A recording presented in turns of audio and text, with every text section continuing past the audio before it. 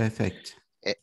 Excellent. So when you download Blender, this is what you get. You've got the cube and the light and the camera, and you can see the grid and the floor. It's got small squares. So if you got Blender with the small squares, then you're not using our default file, and this is set to meters. We use millimeters in dentistry. So basically, this is what it looks like. If you go up top on the left-hand icon, do you see my cursor? Yeah, I can see it, Michael. Yeah, so you click on that, and that allows you to see the splash screen. Now, this one says 2.90. It should say 2.83 LTS. So if you've downloaded any other Blender, which does not have 2.83 LTS, abandon your mission. Do not install stuff because we're wasting our time, okay? Oh, Michael, sometimes they say 2.83 and then dot 10 or 12. That's all good, as long as 2.83. Yes, good, yeah. All right, so when we first start Blender, we need to install a lot of different add-ons. Some of them come with Blender, they ship with Blender. Others are not shipped with Blender. And yeah, and then we need to activate our modules as well. So today I'm just going to cover through that. So the first thing we're going to do is I'm going to install on 2.9, but we're not going to be using it, okay? So the first thing we're going to do is we're going to go to edit, and in the edit, we've got preferences, okay? And then we're going to go into preferences, and that brings up a new window. And we can see on the left-hand side, we've got all of these Michael, different just windows. drag your preferences window onto the screen, please. Oh, you don't see it? No, okay, no. I'm just going to stop sharing and change the screen layout. Advanced, okay, portion. Do you see it now? Yeah, perfect. Okay, so this is the preferences. On the left-hand side, we've got all these different windows. We're mostly interested in the add-on section here. So in the add-ons, we're going to go install. And now I presume you've downloaded the installers from our website. After purchase, you download them and you run through the installers. So these are either Windows or Mac installers. And then once you've run through the installers, it creates a directory in your root directory. So that's your C drive, or in the Mac, it's your applications folder. So we're going to click on that, and all of your modules should then be found over here, okay? Now we're specifically interested in the Model Designer. So we're going to go and look for the Model Designer PC. If you've got Mac, it'll say Model Designer Mac. And then what we're going to do is we're going to look for the Pie Menu Editor, because this is the thing that controls all of our modules, our add-ons, the Pie Menu Editor. It installs our menus. Okay, so we're going to double click on this one, and then it'll come up, or it should come up. It doesn't now because I've already got it installed. So I'm just going to click on Pi, and here, Pie Menu Editor, you make sure you tick that box and then you open it up. Now this is what this looks like, the Pie Menu Editor. On the left-hand side, all the menus appear, and on the right side, there's another window with all stuff that you don't have to worry about. Then what we're going to do is we're going to import our menus. Okay, so we've got the Pie menu installed. We're going to import our menus. So we're going to click import. You can click skip if exists or replace if exists. Nothing exists, so whichever the two we can use, okay? Then we're going to be going to the root directory. And again, look for your B4D folder, go to your module that you've downloaded, and this is the menu. So each and every module has a menu zip file. So it says components menu zip. The other one says in the guide, for example, guide menu zip.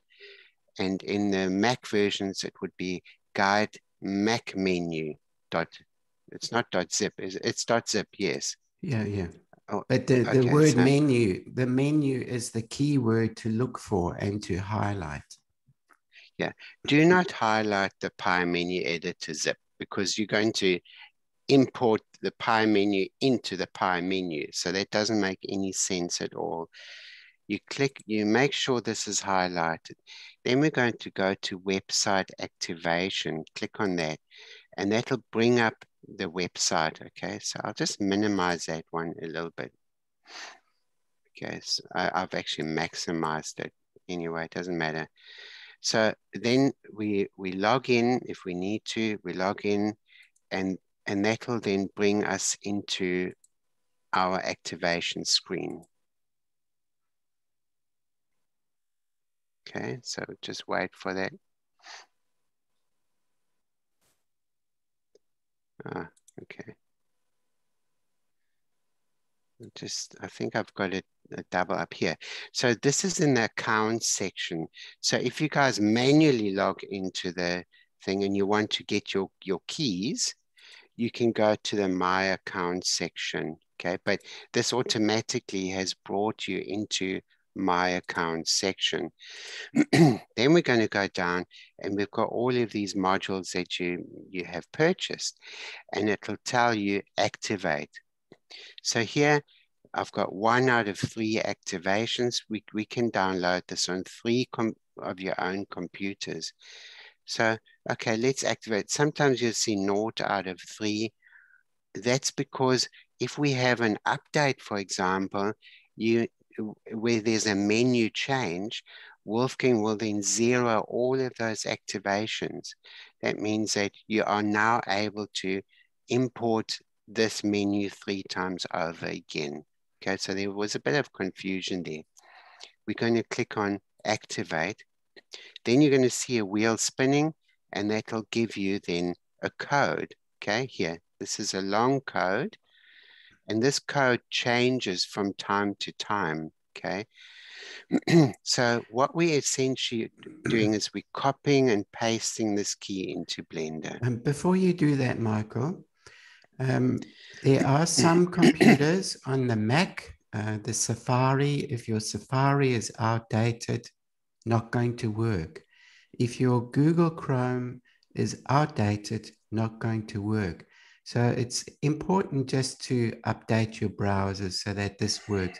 Microsoft Edge works nearly all the time. So basically, if you see the copy activation key and you can successfully copy it and it says copied, you're okay. Note that now the activations has gone from 1 out of 3 to 2 out of 3. Okay, that's the second turn. And sorry, the other thing is, sorry, go Michael. So if you do make a mistake, just contact us and Wolfgang will zero this. Yeah. So it has copied and it'll disappear, okay? Then we're going to go back to Blender, okay? So it's on your clipboard now. Yeah, that's correct. It's on my clipboard. I'll just close that down. So make sure it's highlighted, and then we're going to paste it into this little box. It says key accepted, and you can see all these little stars, okay? And then we're going to click on import menu, okay? And then this will take, it depends on your computer speed. You can see the clock working there. With the model designer, it takes quite, not long, but here, okay, that's like less than 10 seconds. It can take up to a minute. So just be patient there and it should appear. As long as a minute on yours? No, I've been on some computers where, you know, I'm waiting. Is this actually going to happen? It does happen. So just hang out there. So if you click on N on the keyboard, you'll see our menus installed. This is a model designer.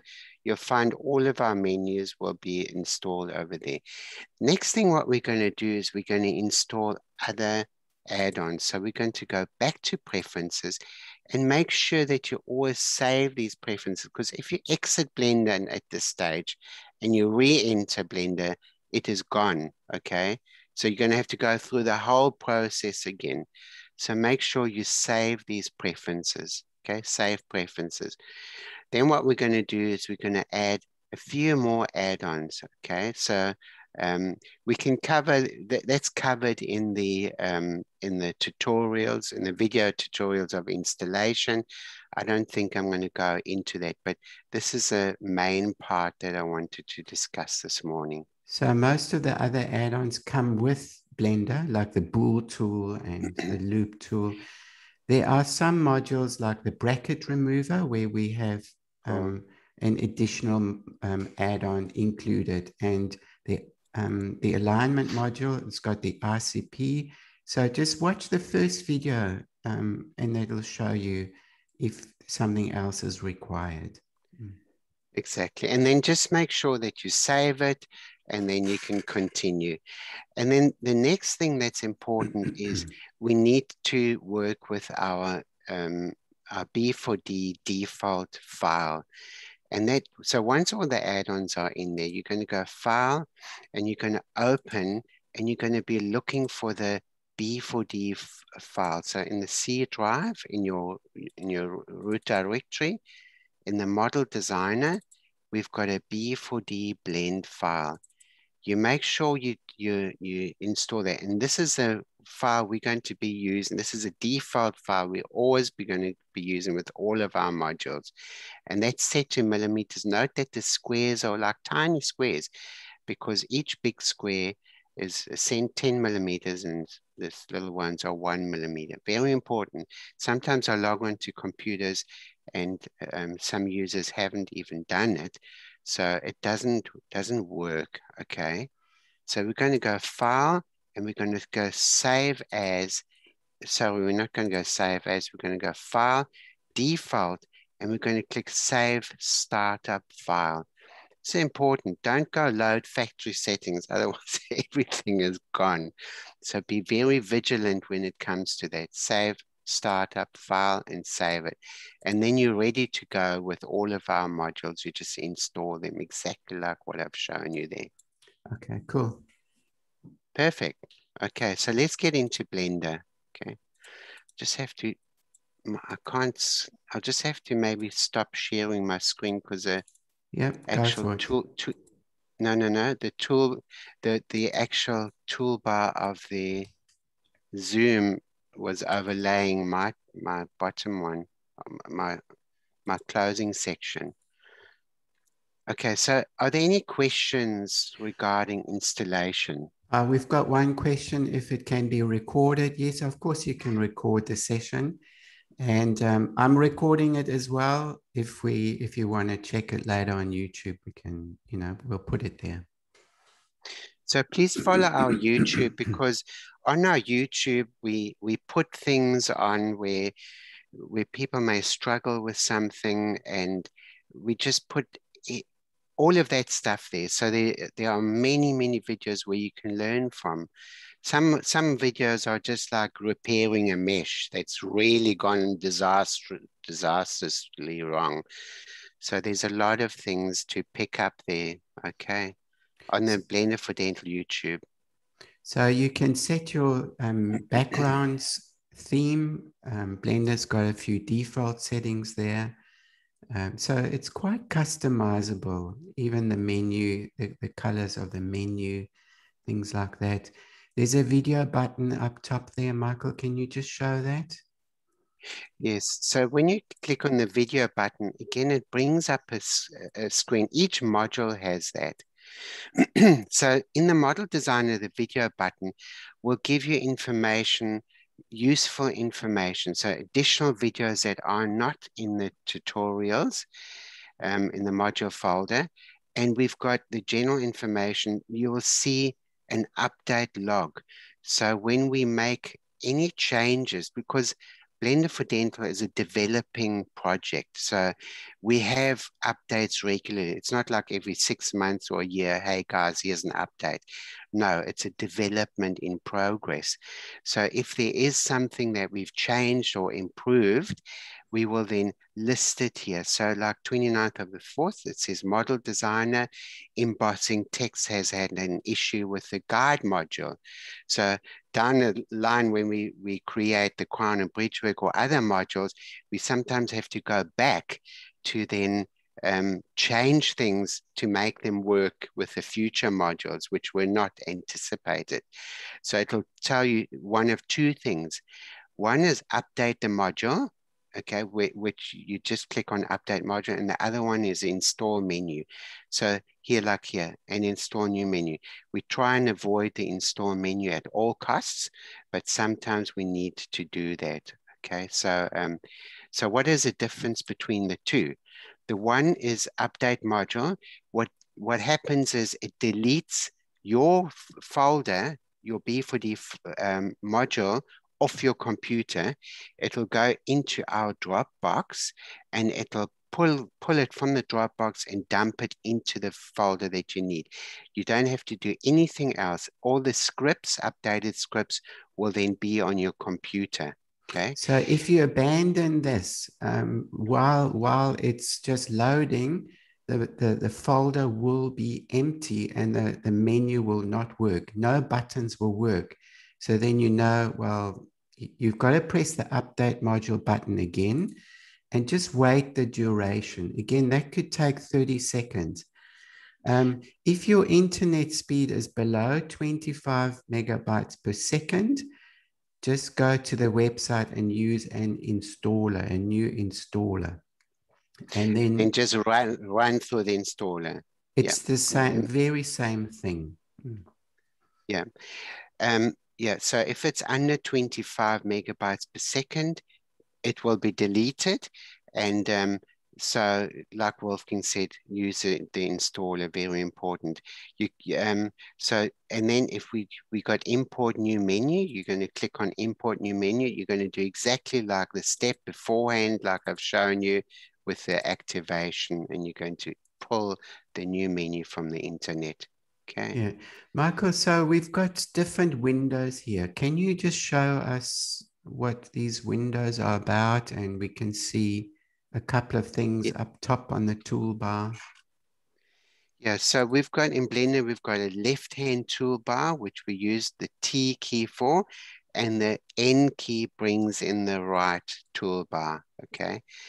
And as discussed, we've got all of these modules down here. I've got crown and bridgework, whatever. So when we go in Blender, we can move the mouse to the top right corner, and then we can open up different windows. Now, this is helpful when we're doing like a wax up, for example, and then we can view from one side, that we can view them all in different angles, and we can work simultaneously with all these screens on our main screen.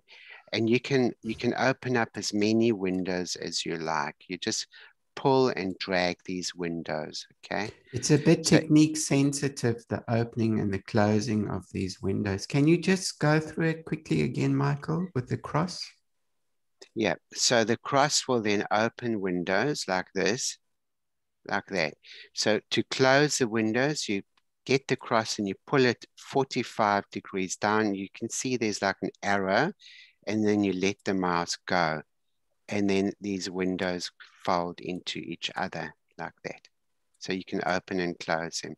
Very easy once you know. When I first started Blender, I'd shut Blender down like 10 times. I didn't know what to do. It was just too confusing. Okay, so a bit of practice. So within these windows are different, you can select different types of windows. So for example, we've got a whole lot of windows. So the ones that we're going to use most is the outliner window, okay? And sometimes the properties window. So in the outliner window, it gives us a hierarchy of all of the files and all of the objects and whatever is on your scene.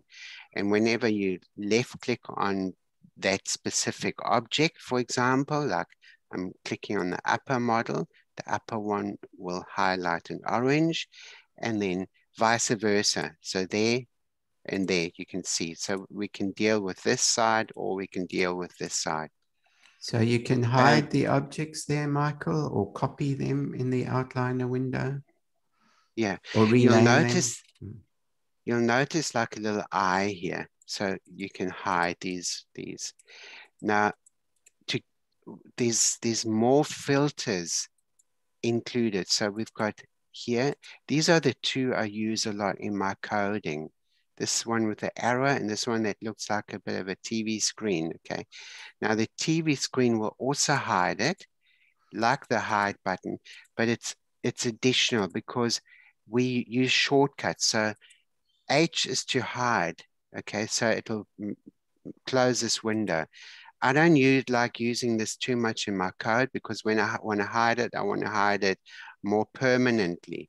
So if I hide it like this and I click Alt H or H, nothing, this stays hidden, which is important. Other important thing is when this arrow looks like that, I cannot on the left-hand side select my models. So if ever you go into procedure where you can't select the models, go into your outliner window, look for your model, and then just do this, and then you can select your models. And this for good reason, because sometimes we don't want the user to get confused with difficult tasks. So we disable the model so you cannot select it. You can only select one specific part, like in our guide module. Yeah, so that's a precautionary measure that you don't accidentally start moving the implants away from where they're meant to be. So here we've got, this is called a collection, like Photoshop got layers. In Blender, we've got collection, they're called collections. And we can create our new tree of collections. And it's quite easy to do. If I click M on the keyboard to move, I can make a new collection. So let's call this upper, okay? Now what that does, it's created a new tree and it's a new folder system. So this is called upper and it's in a new folder. It's like a layer. It's a layer, yeah. So I can hide the new layer. If I don't like the upper to be in this layer, I can just drag it through into the other one collection. All right. So this is straightforward, but it's important to know this because it's all about object management. If we have 100 or 120 objects on the scene, we have to manage them correctly. Otherwise, we can't find them. If you're looking for a model and you can't find it, simply type in up top in the search field your model name, upper, okay? And it will find it, okay? If you want to rename it, you can double click on this and you can just rename it, upper model. Okay, so names are very important and colors are also very important. Can you show us the matcap colors before you go into navigation? All right, so matcaps are these, it says if I go up top on the right-hand side, we've got studio lights, we've got matcaps and we've got flat. So matcaps is a surface reflection. So the reflection has already been recorded in the sphere. So at the moment, the sphere is like a matte. We've got metallic, for example.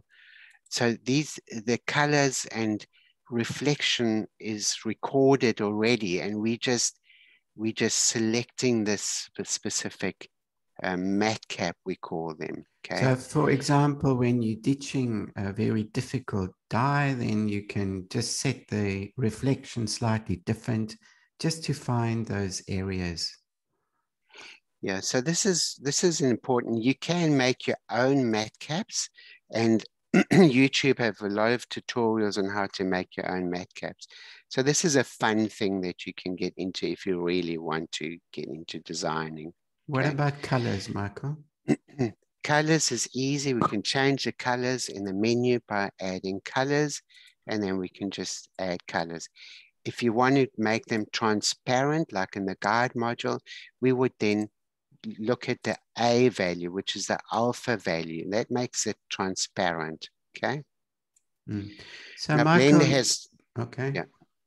So the can you just describe what kind of mouse you need and how you're going to navigate the scene? You know, it differs All from right, so other CAD. I'm using a wheel mouse. The wheel, you can click onto the wheel. Okay, some people don't know this, so when you click onto the wheel, we use that quite a lot. So navigating there's three navigations. One is zooming, which is the mouse wheel, scrolling mouse wheel. Next one is click on the mouse wheel and move the mouse. So this rotates the mouse, it rotates the scene. And then the third one is click on the mouse wheel with the shift key on the keyboard, and that pans it across. Now, other softwares use different techniques. This is the one specifically assigned to Blender, okay? So these three things are very important to practice, okay? Because sometimes you're using editing functions and you're using the navigation at the same time. So, Michael, there are axes in the working window, and you know the scans are kind of in the center. Can you just tell us the importance of that? That's super important. So we've got the green is the Y, the red is the X-axis. You can see a widget up top. The X is the red, and you can move this around on this one. So if I go like this, left click, and I move it, I can move that around. So if I click on the X, it'll show it to me on the right-hand side. Click on the other X, it'll show on the left-hand side. You can actually see how this works, okay? So we use the tilde key a lot. Now the tilde key it's above the tab key on your keyboard. So it looks like a little squiggly line. So I don't know if you look on your keyboard and it looks like this, okay? So if you do not have the tilde key on your keyboard, some keyboards don't. Wolfgang, can you explain what we do then? Yeah, so you can reprogram the tilde key. It's about a very simple process. I usually reprogram that to a comma.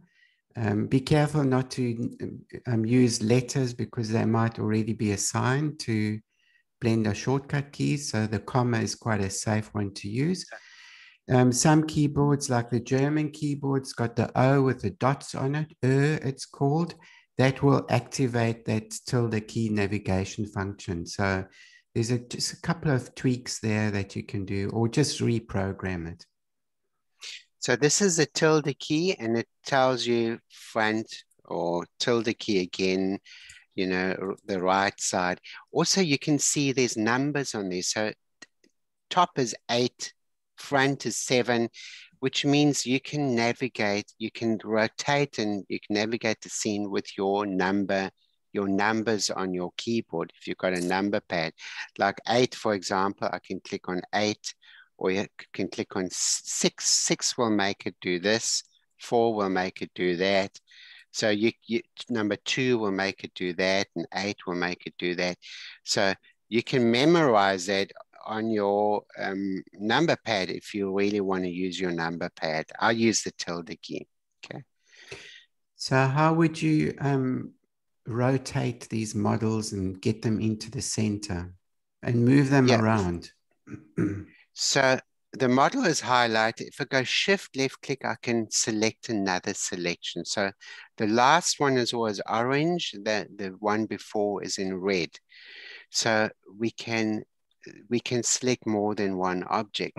If I select one object, for example, you can see this object and you can see like a little orange dot. So if I move this object, that orange dot moves with it. Now this orange dot is called the origin. It's the origin of the model. Now this origin can be in different locations. So if I go say edit, okay, we're going to talk about edit now, okay, the editing of meshes. That is, we use that tab key.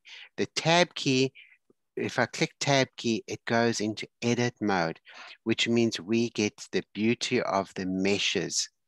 that we can see. So now, we get to work with a mesh as such. Can you just tell us what is a mesh made of? So the mesh has got, at the moment, all of it is highlighted in orange, like, you know, there's like light bulbs gone on all over the case, which is awesome. So A will select all of them, and Alt A will deselect all of them. So A select, Alt A deselect. Now we can select or deselect these things. Notice on the bottom right hand side, if I go out of edit mode, we can see a number on Blender. So this is verts, it says 148,000. So it'll do a count for us. So it's got 148,000 little dots. And dental scans should be about 200,000 or 300,000. If you've got a PLY scan or an OBJ, it could be way more than that. So we don't want to burden Blender software by having million or 2 million vertices scans. If that's the case, you're going to click on reduce model file, which will actually cut down the number of vertices. We want to think of the efficiency of Blender as well, the workability of it. Okay. So no, it won't really affect the resolution as long as you've still got about 400,000 vertices per model. Per yeah, scan. or yeah. Yeah, so you can actually, yeah, so it shouldn't affect it. If you reduce it too much, of course it will affect it. So here, yeah. Keep going, sorry. Okay, we've got 3 elements in the mesh. We've got vertices, edges, and faces. Vertices are these little dots here. I can left click them. I can shift left click, and I can select more of these. And we are in edit mode. You can see up top here, it says edit mode. And next to the edit, we've got 3 different elements. The other one is the edges. This means we are in edge select mode. So we can select these little edges here, okay? So the line that joins the dots. Yep, and then we've got the faces, which means we can select these faces. So these are the 3 elements we have in a mesh, okay? Next thing is we can move these. So I can select this and use the G key to move, and we can extrude them, but I'm not going to really go too much into this at the moment. So I think let's talk about the alignment of the models into the workplace. So very often with other softwares, you import a model and it's faced this way around, or it'll be faced this way around. So you may import it like Exocad or 3Shape or whatever models. Sometimes they come in this way around. Now, we cannot work with them like this, okay? Please remember, we cannot work with it like this, because when we're extruding our bases, our study models or whatever, we want them to be parallel. They extrude in the Z upwards or Z downwards. They will not extrude this way around. So it's not going to work, okay? So we want them ideally, if we go tilde key and I look at it from the front, they need to be facing us, but they shouldn't be like this or like that, because you can imagine the occlusal plane needs to be parallel with our base or our study model. So this is not ideal. This is where we're going to enter our menu. So we're going to be using this section over here, aligning scans. Now, our script uses model names, and if you don't have the correct name, the script can't find the model, okay? So that's very easy. So in this particular one, we're going to enter target, so that it'll name a target. It says in the block here, target. It says on the model target, on the left-hand top corner, it says target. And in the outliner window, it will also say target. At the moment, you don't see the target because Okay, so, okay, no, because I've got the search field up here. So it says target. All right, so then we're going to select the opposing, and it'll tell you it's called opposing. And then we're going to link them and flip them because we want to align it. So if you only got one model, if you only got the lower, you're just going to call that target. If you only got an upper scan, you're going to call that target. You no need to link and flip it because we're not linking anything, okay? So link and flip, it'll show us from the bottom side. This is where we're going to place our points. Now, in the middle of the screen, you can see this looks like a bit of a life-saving ring. This is called the cursor. Up top here, you can see this is a cursor. Now, the cursor is very important in Blender. Wolfgang, can you just touch on the cursor quickly? Yeah, so it gives Blender the starting point of a procedure. So, for example, if you want to write a text, the first letter will be placed in the center point of the cursor. Or if you want to cut the borders of the model and you're using the arch cut line, which Michael will go into next, it will create the starting point where the line begins. So the cursor is, very, very important to use.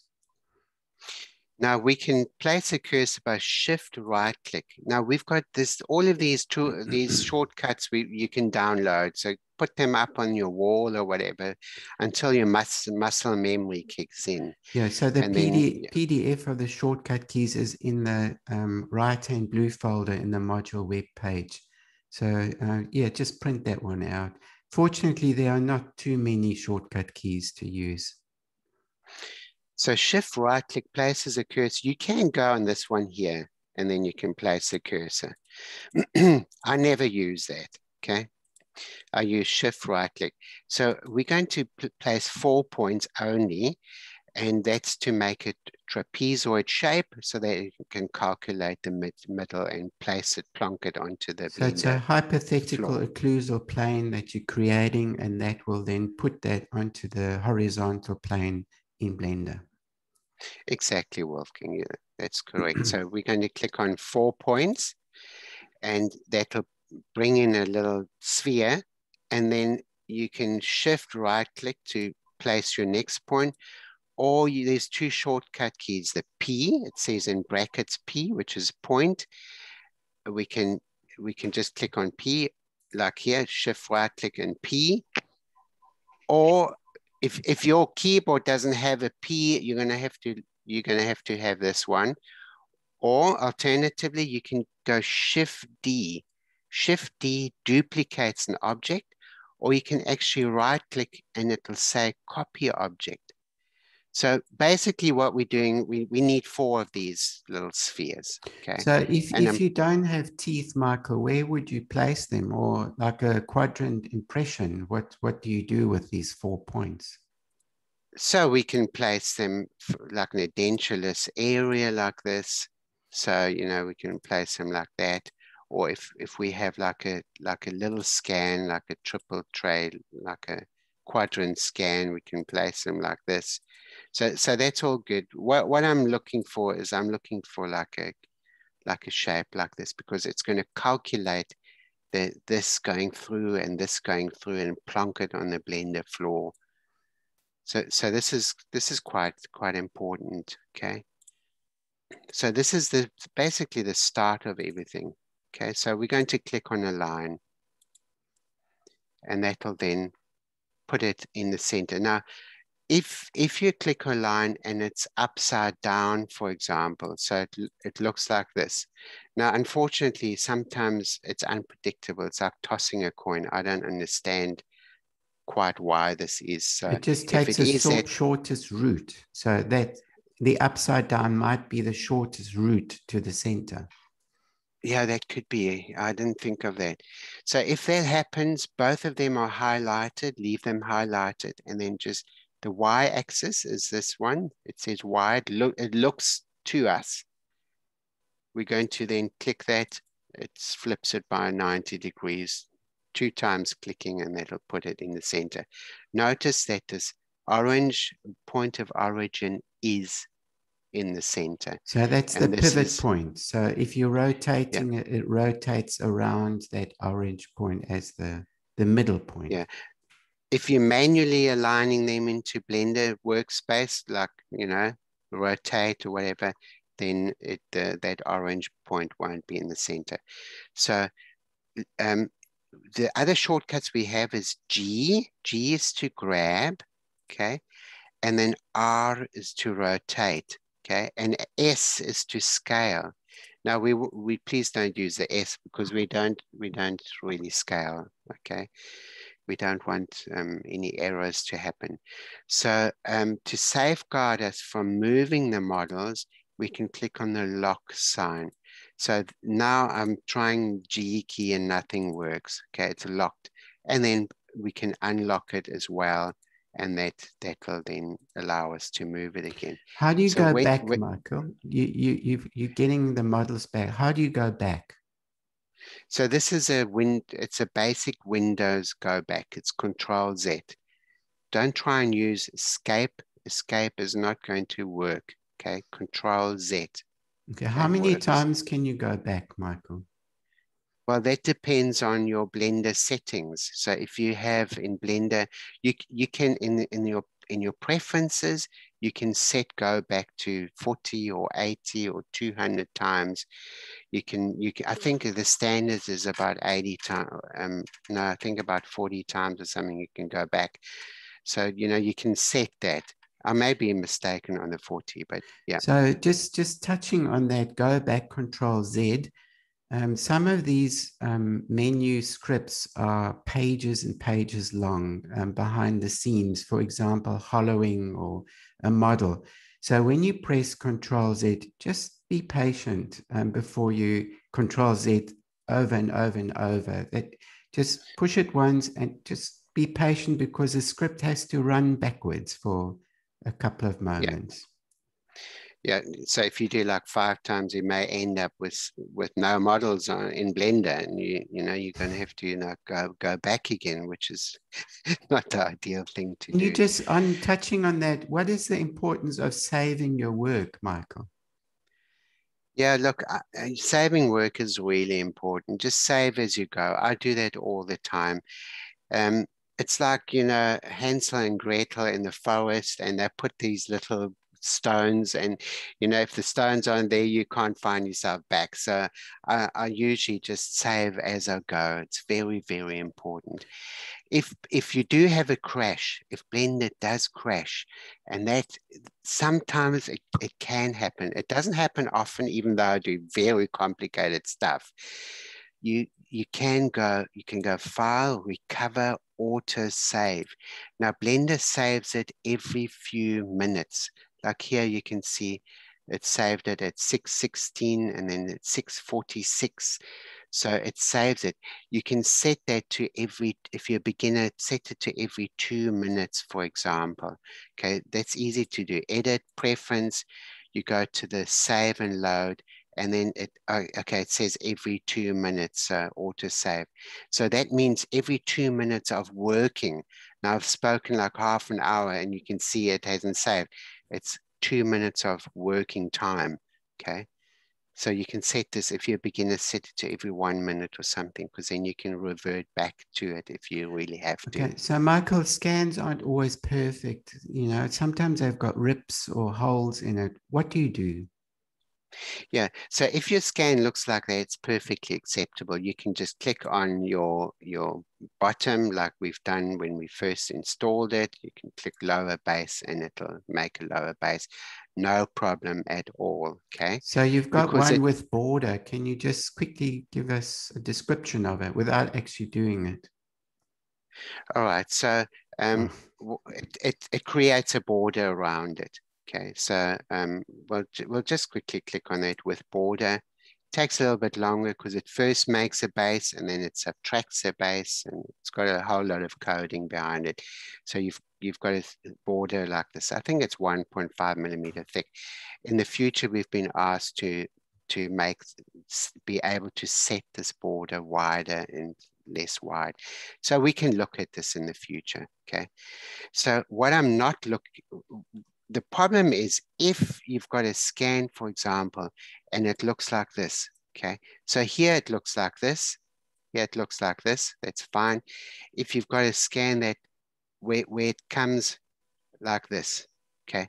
Now this is the problem, because what happens is when we extrude in the Z direction to make our base, okay, this will overlap, okay?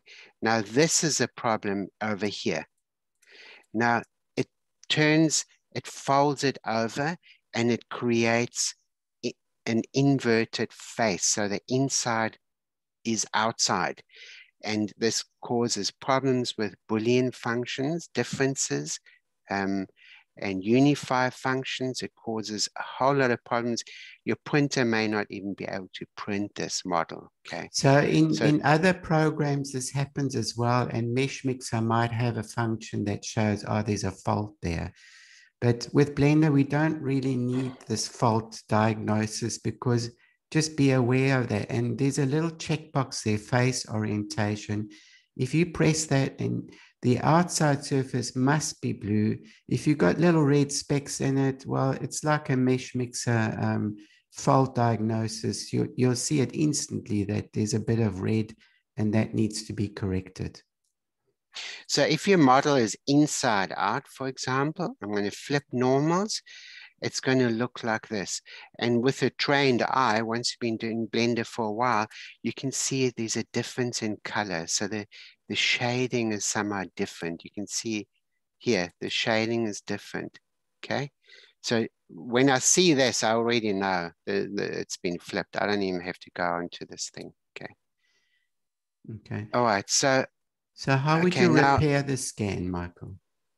So if we have a hole in it, for example, okay, so I'm going to just make a hole, X delete faces, okay? We've got a hole here. This can often happen. We then easily just fill holes, okay? That'll fill up the hole. Now it'll fill holes up to about, I think I've set it to about 200. I think 200 or 400. Stand to be corrected. So vertices that surround the hole. Yeah. So if you've got a big hole like this, this actual mesh has a big hole because it's open. It won't fill it. So it's set to a certain amount of vertices to fill the hole. So if it doesn't fill, you'll know you've exceeded the number of holes. But you can still change that. So okay. What with a rip? What would you do with a rip in it? Yeah. So I'll just create a rip. So we're going to take and do this like that. X delete faces. So we've got a rip here. Now, like big holes, for example, this isn't a hole. This is like, there's no hole. We need to bridge it. So I call this scaffolding. So in edit mode, we're going to select one vertex and then shift left click to select the other one, and then F to fuse it. That puts an edge across. Now we've got a hole, okay? And we can fill the hole, okay? So that will fill it up. So that's sorted. But notice that it's a very simplistic mesh. So very often we use the smoothing and sculpting in Blender. And so I'm going to click on sculpt, and what that does, it remeshes it underneath. So if I go into edit mode and I look at it, we've got a perfect mesh again. So it's easy to do.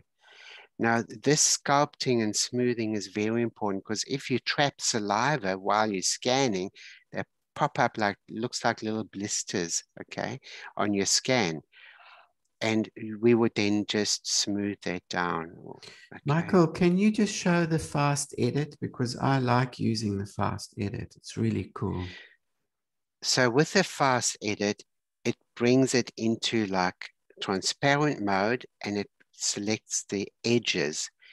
And here we can see through the model because it's in transparent. The transparent function is over here, okay? That's what the code has actually done. So by clicking B or C key, C is circle select, we can select vertices, and then we can just click on delete, and that'll delete that. So if you've got a lot of mesh there that you don't want there, you can take that away. You can use the B key. B is box select. It will select a box. Okay. All right. So now, assuming you've got a mesh that's really you've got to trim this mesh. There's no other way to make a model because it's just so bad. Okay, I'll just hide this one. We're going to shift right click to place our cursor, which we've discussed, and we're going to trim it, arch cut, and that'll bring in like a line. And now I'm using the E left click. E in Blender is called extrude, okay? And I'm left clicking. As soon as I sit down, I've got to navigate the scene. Now this is a bit tricky because you're doing two things at the same time, okay? So E left click, E left click, E left click, and then navigate the scene. Okay, so this is one thing that's a little bit tricky to learn in 3D, but yeah. Okay, if you don't want to use E, you can click on extrude and then just left click. So I often use the E key because it's just a habit of mine. Notice that when we put down these lines, these vertices, if we have like lots of hills and valleys, I call them, you need to increase them. You need to increase the number of vertices because our cutting tool has to be above the surface of the model. We don't want it to go on the other side of it. Okay. So, okay, we'll just outline this. Can you, when you're done, can you just show us how to move the line? Yeah. Okay, let's just go all the way. Okay. And then we're going to click on fuse. Okay. And if you wanted to move the line, go on edit. Okay. And then all you need to do is left click on it and then just move your mouse. Okay. If you don't see these vertices, you can go into transparent mode. They're all evidently clear. You can see all of them. So this is a new thing in Blender. It used to be like this, but they've changed it, unfortunately. So sometimes if you zoom out, you can see them. If you zoom in, they sort of disappear, unfortunately. But anyway, if you zoom out, you can see them. So then we're going to click on trim. And now this will put you into edit mode. And we will then see the mesh like this. And it's trimmed it. And I've purposely done it like this because later down in modules, sometimes you want to keep the top and you want to keep the other side of the mesh. And then you click on clean and you've got both sides of the mesh. Here, we want to keep this side of the mesh. So I'm going to left click anywhere there and we're going to click on clean. Now that will then trim your border. Now, if it hasn't trimmed, it can happen one out of, I don't know, it doesn't happen to me anymore, but when you're a beginner, it can happen that it hasn't trimmed it. Then go back one step or two steps. Here, I'll just go back and then you'll see a connection somewhere. It'll be connected. Then you go back one more time and you just reposition your line and then it will then trim. Okay.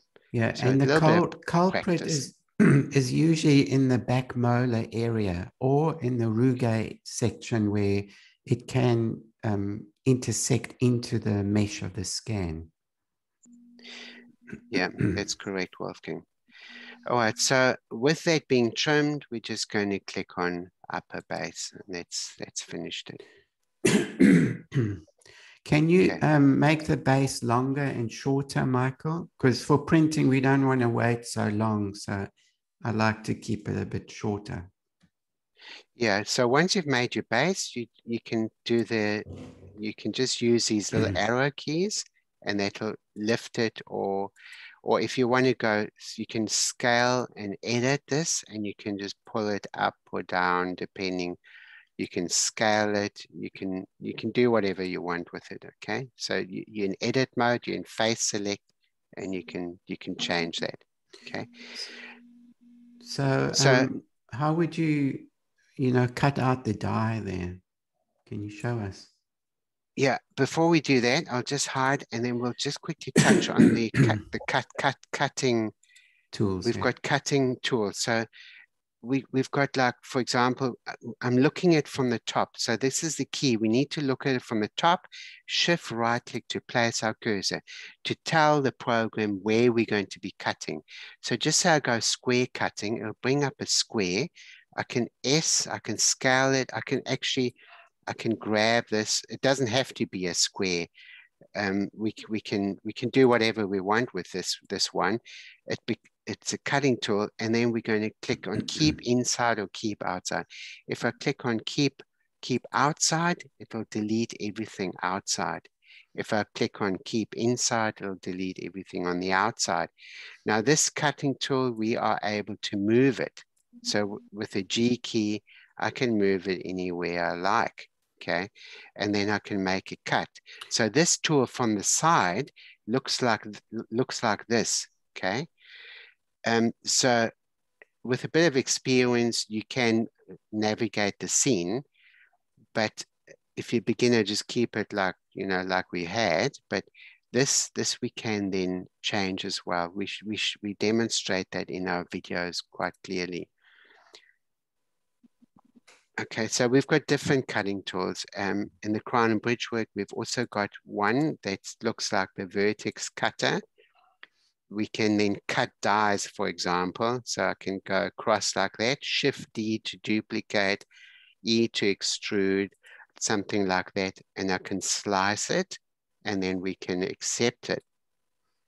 And that will, so there's a lot of things we can do with these cutting tools. So here it's sliced it in a few pieces, or I can use a lasso cutting tool and just do this, keep outside, and then accept. So there's quite a lot we can do with this. Are there any questions so far? No. No questions. All right, I'll just delete these because these are redundant. Okay, so you're fired. All right, so dies. Okay, so shift right click to place a cursor, and we're going to, we haven't discussed hollowing, but that's okay. So draw die. Okay, so, okay, draw die. And that extrudes a little line, and then I can E to extrude and left click. Same procedure, E left click all the way down like this. And then we're going to fuse it. I can go shift left click and then F to fuse, or I can use that little fuse button here, fuse. Okay, so this is important. We elevate this because we want to have the cutting tool above the surface of the model. Very important. Now, when we make a die, it's no use having the model like this because it extrudes the cutting tool outwards. So we want to put this parallel to our screen so that it shoots through our eyesight all the way into the distance. And we're going to then click on make die.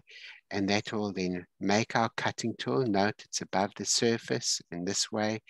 And it's got a thickness of 0.2 by default. Wolf, can you just quickly explain this, and I have some water? Yeah, so you need a small clearance between there because, well, with a well-calibrated printer, I use mine at 0.185. If you find that the clearance is too small, the die just won't fit, or too large, then you don't want to have wobbly dies. So you're going to have to find your own setting for that. All right, so we can be creative with our dies. Some people have wanted to have this on the inside of it. So we can go G, because they're all highlighted, they're all selected up top. We can put them inside, and then we can go, what was it? E? ES. ES. And ES E, to extrude like this. And then EZ. EZ to scale it upwards like this. So we can make dies like this if we want to. And now this is a cutting tool of 0.2 millimeter thickness. some people have requested that, hey, you know, they've argued the point that this should be flat on the floor. But experience and ours have indicated that these 3D printers, they have a margin of error when you're printing the models. And this is why we are offsetting it in first place. And if this is on the same level, which we can do, it's quite easy. We've got a tutorial on that. It expands and the die will probably not go down anyway. So we've just left this gap as it is. So that's just something to note as well. Okay. So, all right. So I'm just going to go a few steps back again. Can you sprocket that one? Or? So if you feel that you want anti-rotation, for example, we can select one or we can select a few depending on whatever you want to do. And then you can scale. You can scale this. And I'm looking at this specific outline over here. We can then cut it like that. So just for fun, we'll just cut it like this. So cut die. All right, so that will then cut it. Okay, so let's just hide this section, hide, and then we've got our die over here. Okay, so this is anti-rotation. Okay. So how would you ditch this one, Michael? So ditching, we're going to select the die, don't select the model, shift right click, and we're going to go draw margin. And then again, we're going to draw this margin. Now this margin is going to change a little bit, the margin tool, when we release the crown and bridge module, because I've got it a little bit different and I want the two to match. So but yeah, so it's going to just change just a little bit. It'll still be the same function, but if you look at these little dots, they're at the moment, they're standing away from the model, and that'll change. Okay, so Wolfgang, I haven't shared that piece of news with you yet. The last to find out, Michael. So again, we want to extrude our cutting tool into the computer away from our eyesight, and we're going to then make our tool. And this is a live cutting tool. So if it's very subgingival, your tooth preparation, we want to ditch all of that gum away. So here you can see there's a bit of tissue there. We want to get rid of this tissue. So I'm going to go to this edge loop, Alt left click. So all these shortcuts, and then S to scale. And you can see how it then would get rid of subgingival tissue if you've got tissue there. And then we're going to just ditch that. And then we've got a model that's ditched. Now, some people don't want a removable die. So what you can do is you can set your spacer to 0.01, which means the die is going to print with the model because the space is too small.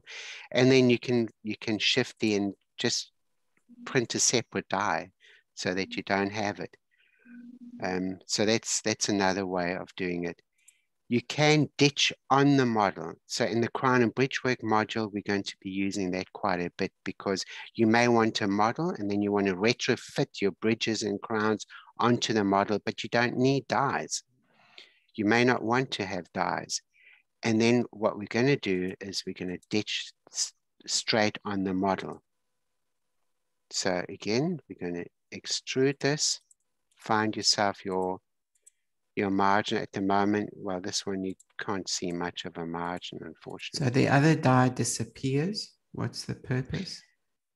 This is so that we can work entirely on the die, because the model now is the die, if that makes any sense. So we're going to extrude our tool. Perfect, out this way. And we've got a ditched version of it. You can change this as well. Whichever you want, you can do exactly the same as we've done before. You can scale it. You don't want to ditch into your contact, right? So we need to make sure that always inspect your work, okay, and then ditch. Okay, so this is ditched on it. Now Notice that these ditchings have a margin. You've created a margin without you even knowing it. You've created margins for these things, okay? Now, this is crucially important in our crown and bridgework module because we're going to take this margin that becomes a huge part and parcel, so we don't have to re-ditch them, okay? So Michael, can we know. just get to hollowing and study models? Yes, so hollowing is, you select your one that you want to hollow, and we're going to then click on the hollowing.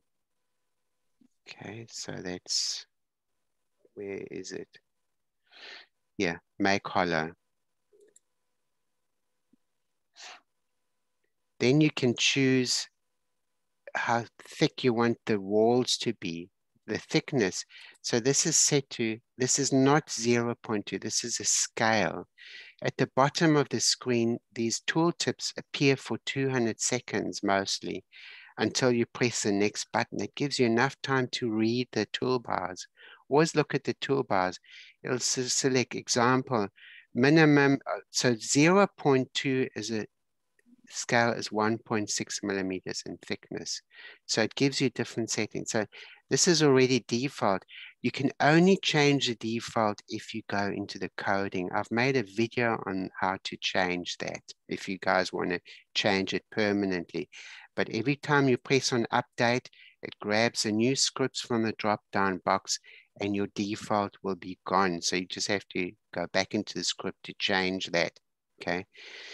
So, okay, then we get to choose which filler we want, honey vented or gyroid or whatever. The gyroid is super cool, takes a little bit longer to generate. The honey vented is probably what most people use, or just the straight hollowing, but I don't see much purpose for just a straight hollow model because, you know, you're thinking of warpage and you're thinking about all of these things. So having a fill on the inside is quite important. So this scene brings a cutting tool on the scene, and you can move this cutting tool, or you can just click on the arrow, which moves it to the top. No, that's a wrong arrow. You pushed the wrong arrow, Michael. I realize that. It's this one here.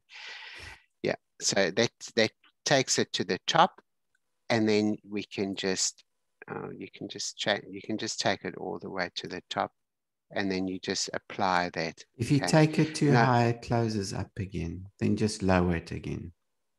Yes, so if you take it too high, it will close. Here we go, it's closing up. Now this is a cutting tool.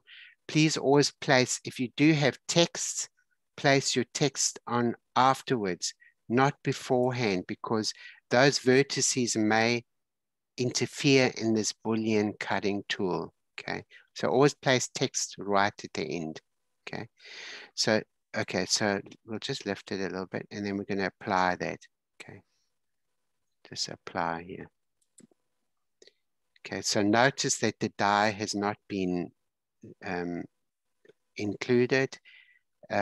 We've got these little vents on the inside of this honeycomb so that it takes away the suction.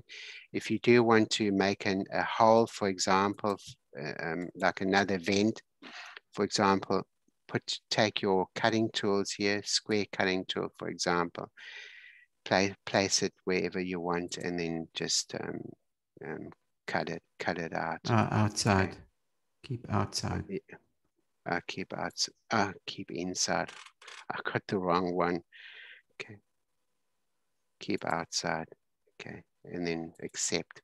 And then we can do the same thing with the dies if you want to shorten the dies. Can you show us how to do a study model? We've got another couple of minutes, Michael. Yeah. Yeah. Study model. I'll just open up another one here. So, okay, these colors are like hideous. Okay, just go to the model designer here. Yeah, model designer. Delete. Okay, just put a mat cap on there.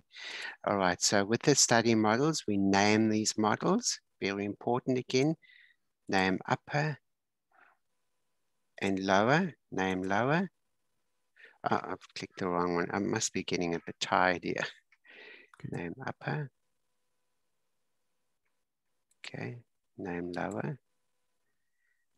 And then we're going to import study. So this imports an ABO measured geometry, and it's in transparent mode for good reason, is that we can then move this if we need to move it, because we want the models to be inside of this. Now, these ABO, it's the American Board of Orthodontics measurements. So we want, if your model doesn't fit in there, for example, you need to go away from that, and then you have to scale it using the S key. Or cut the model down. Or you can cut the model down, one of the two. So we position these, and then we can get out of X-ray mode. And then what we can do is we can then move it, because I don't want my lateral being cut too short. So we can move these up or down, okay? And make sure your molars are included in that. If you do want to have a better transition, you can edit this base, and then you can use GZ, for example, and you can bring it up, or so there's quite a lot you can do with it. When you're happy with that, we're just going to click upper base, and that will make your upper study model, and then your lower base. Okay. Can you put a patient name on there, Michael? Yeah, so you can use a flat surface. If you're using a curved surface, also okay, because the text will curve around. I'm going to place the cursor, add text. Okay, and then it'll add text here. So I'll just type, say, Blender, for example, and then I'll go out of tab. We are in edit mode when we're typing the text. S to scale, G to grab, and you can see how it curves around the surface, okay? And then what we need to do is we need to either emboss it or engrave it. So if we engrave it, it'll subtract it. If we emboss it, it'll add it, okay? So let's just engrave it, and then that's done.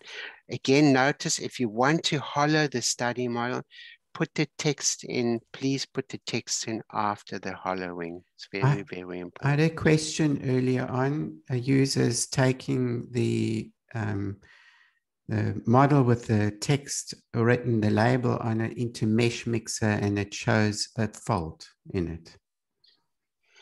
Well, maybe you can get back to us with the model so we can inspect it. Would be really good to inspect it.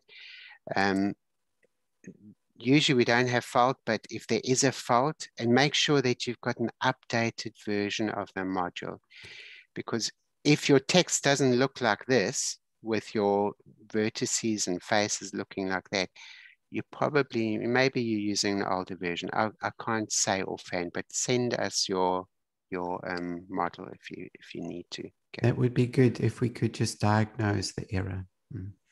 Yeah, so it needs, your mesh and edit mode should look like this, and you shouldn't have any errors. In transparent, you could see the union, can't you, Michael? The union needs to, yeah. Yeah. So no, this is a Boolean subtraction. Other errors which could be is if you've made the model and your mesh has not been extruded well. If you've got holes in the mesh and it's been extruded into a model, then you've got problems. Okay, you've got inside, outside things, and all of the other things like a domino effect. Then it's not. But if you're doing it exactly like this, then you'll see you should have a mesh that looks like that. Yeah. All right. So we'll just bring in the Verti Articulator if we've got 2 more minutes. Okay, we'll just bring in this one again. So here we've got different articulators that we can use. This one is called the Verti Articulator, thanks to Ivan. He's done a lot of hard work on this articulator. So we're going to import a Verti, and we've got different styles, different designs of these articulators. So note that they are made up of certain elements. We've got the top and the bottom, and we've got then the articulators, like we've got the actual hinges, okay? So now what happens if a model doesn't fit inside this Verti articulator for printing, for example? So what we can do is we need to extend this one up. So it's quite easy. Shift left click to select the arm of that and hook base to hinge. Once that's done, we can then stretch it out. Okay, so I'll grab this arrow and notice how it's been joined there. So we can do whatever, it's like chewing gum. We can do whatever we want with this thing, which is pretty cool. Okay, so this is helpful if we want to extend it upwards, for example. If you've got a, say, there could be a scenario where you're setting the lower jaw forward, for example, like with an articulator or something, we can then move this one. If you've scanned it differently or the occlusion is differently, then we can then just set this as well. I'll just unlock this one. So just say your occlusion is like this, for example. I don't know. And you could put a pillar, a pin in front, Michael, as an extra support stability. Yeah, that's quite easy to do. So you just grab one of these pins and, you know, rotate it on the RZ, rotate it on the Z direction, and then you can scale it. S, Z, scale in Z direction. So there's quite a lot of things we can do. So Michael, you can make it wider. Just as a final, can you show us how to export? All right. So when we export these things, we need to make sure that we select the items which we want to export. Say for this example, we're going to shift left click to select, shift left click. So now we've selected all of the upper members. File, export STL, make 100% please. Selection only box, you have to select that. Okay. And then export STL. And that's all you need to do. So that's been exported. Okay, so if I hide everything and I import it, file import, it should then import my components. Okay. And I think that sort of wraps it up. I think we've covered quite a lot of things. Okay, so this is your printing version of it. Export it into your slicer software. Great job, Michael. Awesome. Well done. I think we've covered a lot. I'm going to stop sharing my screen. And if there's questions, please ask them now. Thank you. Yeah, I think there's a lot to take in. We spent the first half an hour just to show Blender the basics, the factory default settings, and then we went into the model making process, and we could probably agree the capability of the model designer is amazing. There's a lot we can do, and it is a prerequisite to all the other modules simply because it's got the menu script coding in there. So microphone's open. If there are any questions, then this is a good opportunity, and yeah, to ask Michael some questions.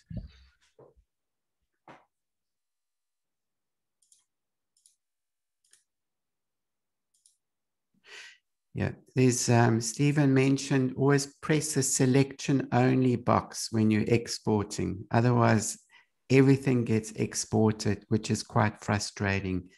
So I'm not sure why Blender included such a small box, which can be overlooked so easily. So yeah, just remember that. And remember to save as you go.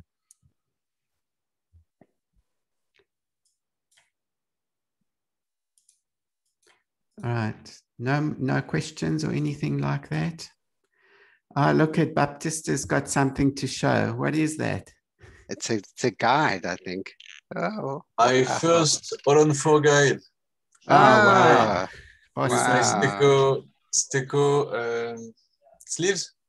Excellent. Well done. Well done. Print That's on good. any cubic photon with a biocompatible resin. We'll put the 4 implant on Tuesday. So please take lots of photos. That would be amazing. Thank you. Excellent. It was aligned with the Lego, the Lego slicing things I show you on Wednesday. So I put the Lego at the denture, so I scan it and I use 3D slicer. To be honest, I do both one with Implant Studio for the planning and one from 3Shape and one with 3D slicer and Blender. And I really like the Blender workflow because it really works well. You have a lot of precision in the placement of the implant. So I think it will be okay, but yeah, I tell you that next Wednesday. I think the good thing with ours is that it's been mentioned that we can, with a block art module, we can change the orientation of the block art. There's a lot of other softwares. I don't want to mention the other softwares, but they will rotate it at like 30 degrees only or straight from the above. And it doesn't really make sense because sometimes the path of insertion could be from the side, laterally from the side. And if you ignore that, it creates a problem because if you're making a layer or a tubing or something, that means that it's standing away from the tissue surface, and it means that you're going to have a gap. Also, it means that if you've got a fixation pin going through it, that fixation pin is far away from the actual bone. So there's a lot of things to consider with that. So I think heads, thumbs up with our block art module there, I think. Yeah, very nice. Yeah. So it will be the next module with a translation in French, the guide module. I will be making it in the next month, I think, because I finished translating the workshop. Excellent. I am doing the final scripting review tonight because there is 70 pages. Wolfgang, you talk really too much in this one. But it's really interesting, but there is a lot to learn with the workshop. The workshop is a must-have because there is so many things you learn with it. I learned to make my own TIS libraries. Really, it's infinite the thing you can do with the workshop. So yeah, I like your tooth library with the photos. We need more photos because then dentists and patients can actually then choose the smile that they like. And then we've got a donor, like an organ donor. A tooth donor. tooth donor. I'm making my whole family, so you will have my whole family. Yes, so I take it when I grab them. So I have made my 2 daughters. Excellent. Excellent. Awesome. Oh, well, thank you for joining us. Yeah, and see you tomorrow. Yeah, all right. See you tomorrow. Nice to see you, Steve, and hopefully we'll see you tomorrow. Nice to see you, Steve. Okay, we'll say goodbye from the Gold Coast, Australia, and hope to see you next time, maybe on a Wednesday as well, where we go through some more complex processes. So, yeah. All right, signing off. Goodbye. Thank you. Cheers, guys. Bye. Bye.